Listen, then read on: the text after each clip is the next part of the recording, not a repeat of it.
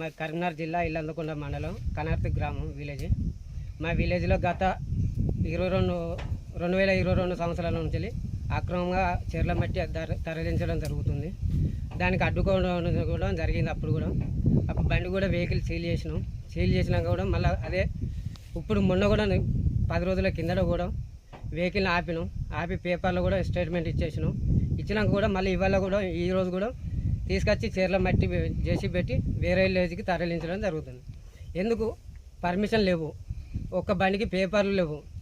ఈ అక్రమ దొంగ బండ్లు తెచ్చి కొట్టుడు ఎందుకు? అదే విలేజ్ కొట్టు అంటున్నాం, విలేజ్ కొడతలేరు. బయట విలేజ్కి కొడుతున్నాం, విలేజ్ కొడితే అయిపోతుంది కదా.